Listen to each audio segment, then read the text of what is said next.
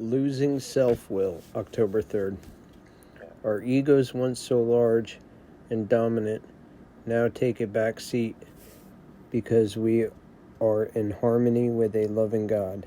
We find that we lead richer, happier, and much fuller lives when we lose self-will. Basic text, page 105. Addiction and self-will go hand in hand.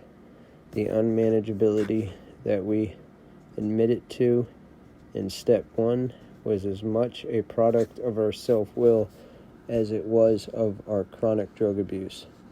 And today, living on self-will can make our lives just as unmanageable as they were when we were using.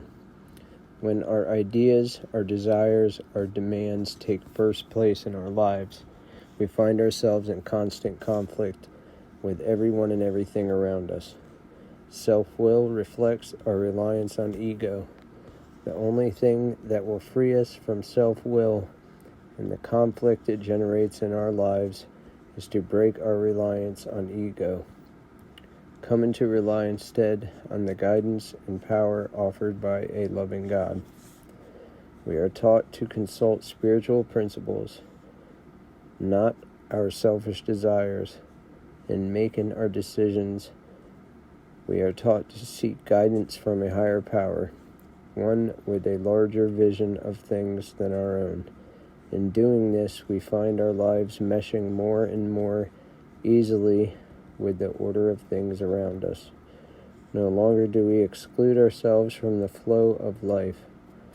We become a part of it and discover the fullness of what recovery has to offer. Just for today, I seek freedom from ego and the conflicts generated by self-will. I will try to improve my conscious contact with the God of my understanding, seeking the guidance and power I need to live in harmony with my world. Basic text, page 105. As we become more God-reliant and gain more self-respect, we realize that we don't need to feel superior or inferior to anyone. Our real value is in being ourselves. Our egos, once so large and dominant, now take a back seat because we are in harmony with a loving God. We find that we lead richer, happier, and much fuller lives when we lose self-will. We become able to make wise and loving decisions based on principles and ideas that have real value in our lives. By shaping our thoughts with spiritual ideas, we are freed to become who we want to be. What we had feared, we can now overcome through our dependence on a loving God. Faith has replaced our fear and given us freedom from ourselves. In recovery, we also strive for gratitude. We feel grateful for ongoing God consciousness.